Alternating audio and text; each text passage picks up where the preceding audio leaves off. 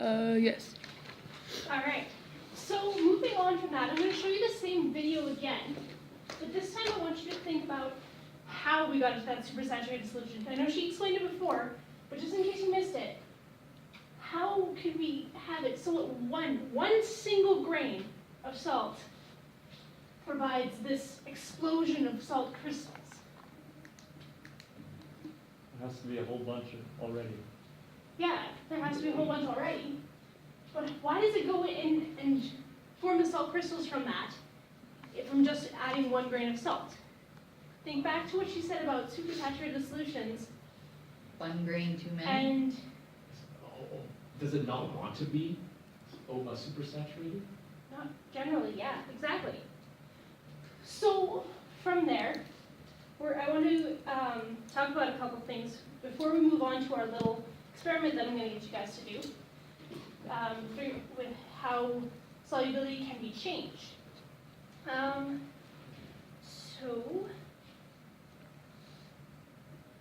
Can the concentration of a solute in a solvent change the solubility of that solution itself?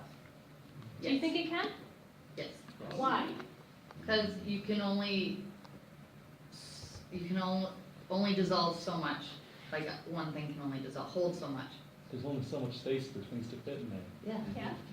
But think about it this way. This is a common misconception, is that a certain amount of solvent can only have a certain amount of solute dissolved into it. Changing the concentration of solute doesn't change how much solute you can put into that specific amount of solvent. So that's something I wanted to make sure we got straightened out before we continued on. Another is, what's the difference between a solution, where am I? What's the difference between solubility and the rate of dissolving?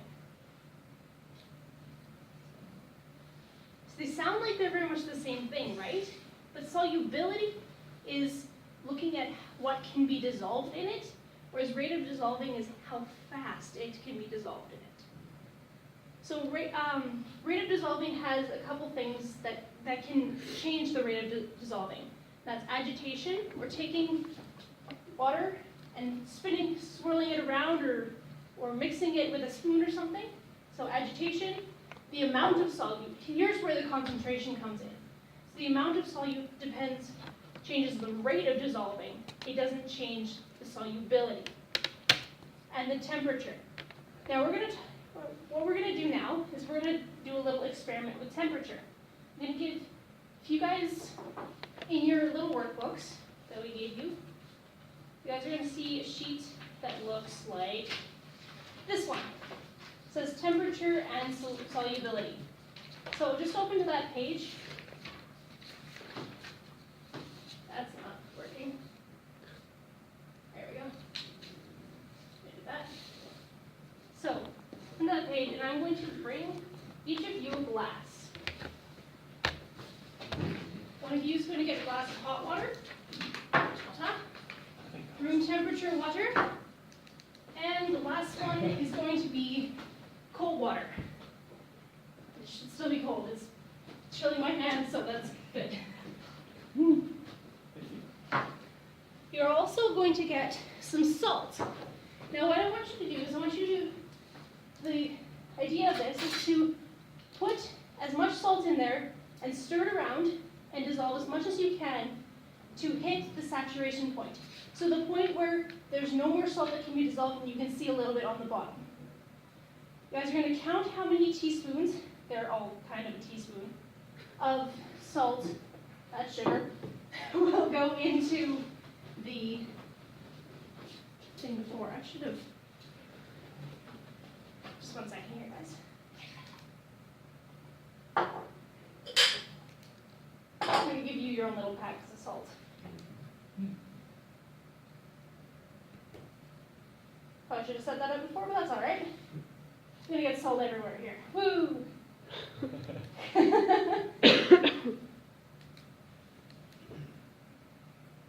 All right, that should be fine. I didn't believe some, because this is my personal salt. So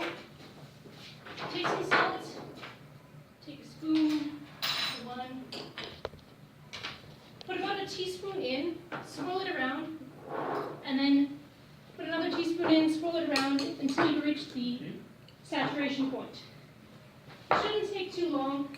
You don't have to be overly precise, but keep track of how many teaspoons that you're putting in to the solution.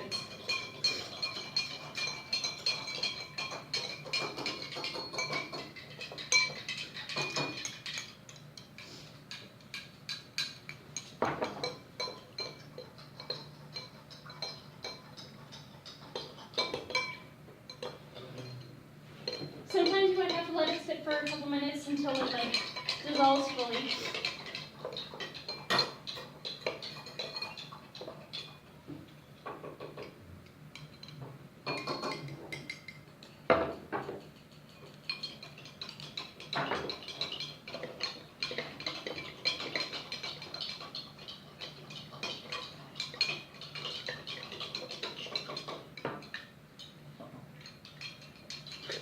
You're not dissolving.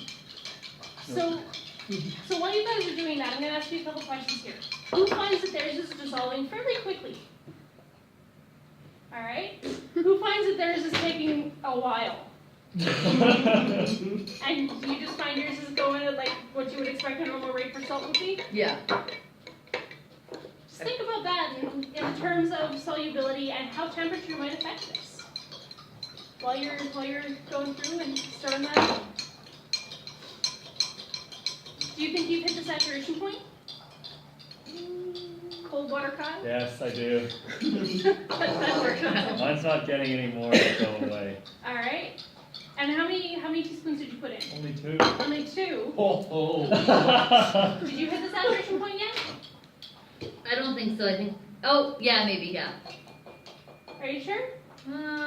You might be able to get. Yeah, One might be more. able to get a little bit more. Yeah.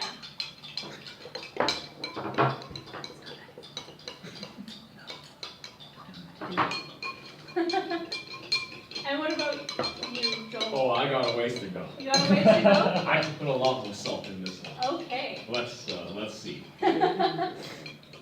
Perfect. Yeah.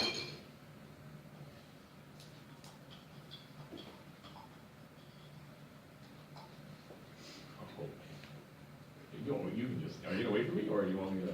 I'm just waiting for at least one more to get saturated, Okay.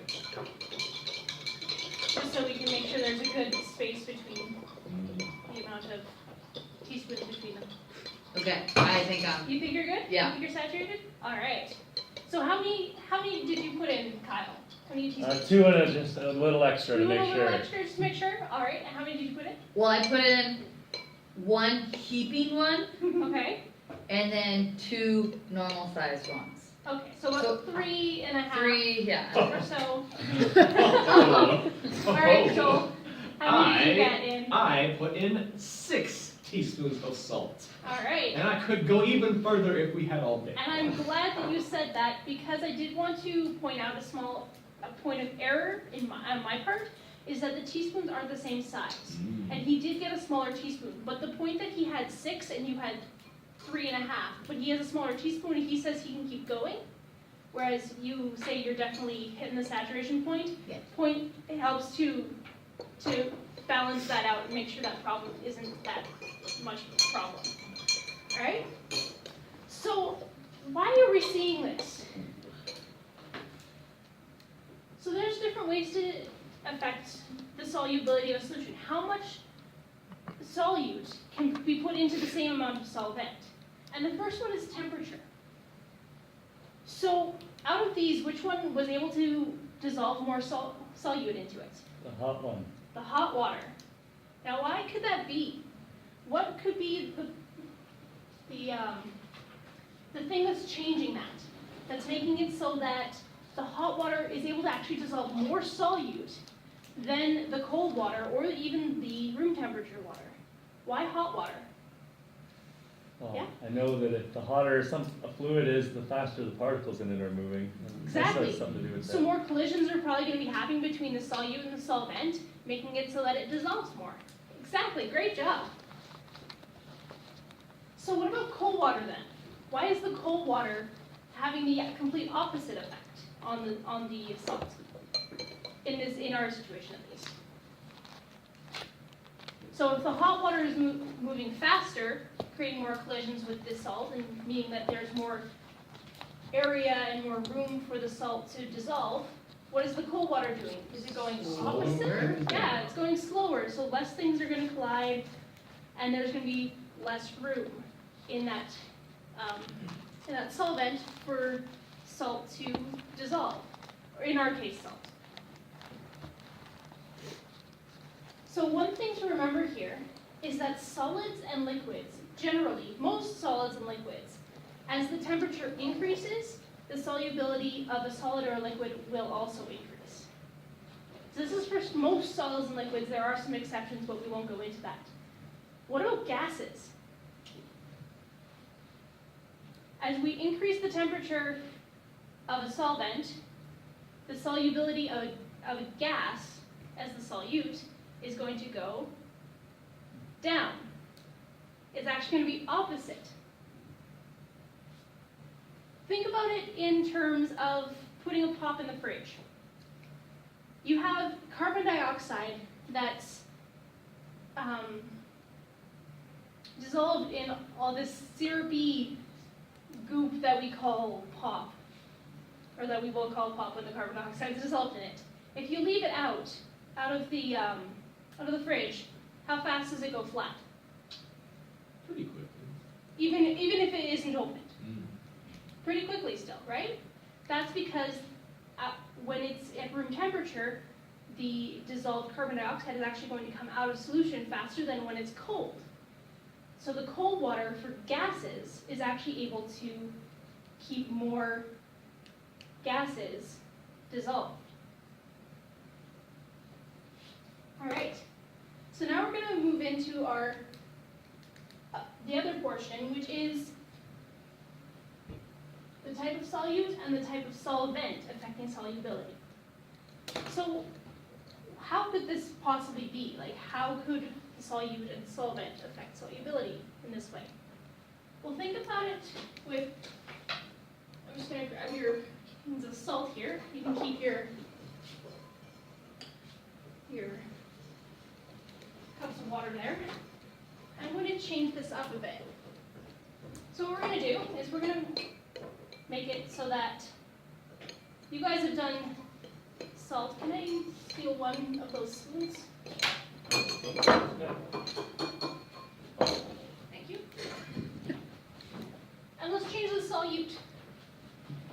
So we're going to, instead of salt, we are going to put, Sugar? not gonna work. We're going to put sugar in the water. Get that as clean as possible. I'll have to clean that up later. So there's a little bit of salt in here, just so you know. Also, we're not using distilled water, we're using tap water, so there's already going to be some things dissolved in there, just so you know. But let's put some sugar in there. And I'm not going to make sure that the amount of water is the same as if it was as we did with the salt. But changing the solute to sugar, we notice, and you might be able to see this if I bring it around, that it takes longer to dissolve. And in fact, if I was to keep doing the sugar in the same way you guys just did the salt, it would take a lot less sugar to get to the solubility, or to the saturation point. So changing the solute actually changes how much solute you can put into the solvent. But what about the solvent? If you change the solvent, is it going to be the same thing? Well, I wasn't actually able to find anything that dissolves a solvent in my house that dissolves sugar or salt either. But imagine we put some salt into this oil here. Is it going to dissolve? Not really. It's not going to dissolve at all. But anything that, pretend it did dissolve. Anything that did dissolve, it's probably going to be a lot less than water. Because as mentioned by April in the first portion, water is the Universal solvent. universal solvent. Fantastic. So changing type of solute or the type of solvent changes changes that ratio of how much you can put of a solvent or a solute in towards one another. Is anyone confused? We're all good? All right. So here we're gonna go into our last little bit. And you guys are gonna pull out the solubility exploration. Oh, I definitely went through that and didn't change the slide. But it just basically reiterates what I had said.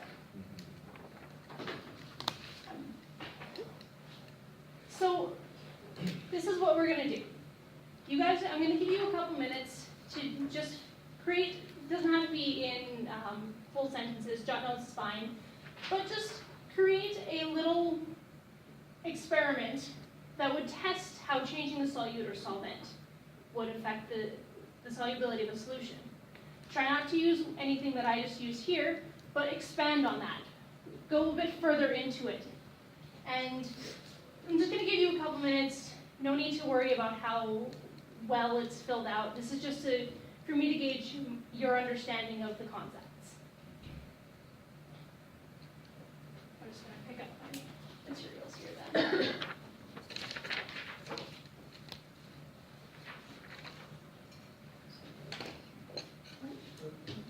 So you just make an experiment. Okay. Yeah. For the solute or solvent.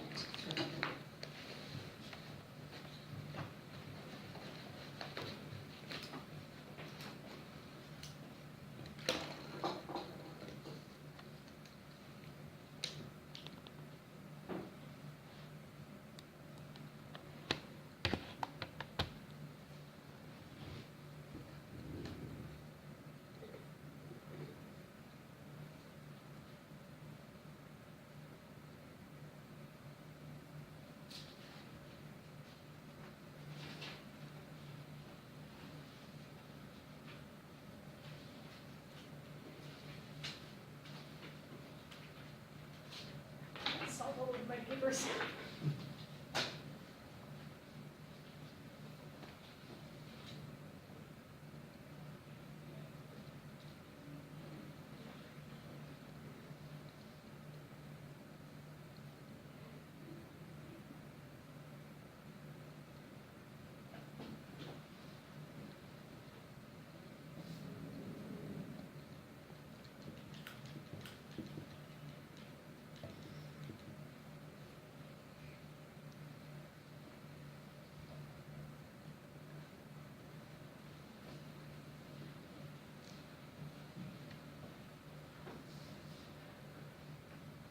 All right, so just to wrap up quick, I'm gonna ask you a couple questions pertaining to both April's part and my part.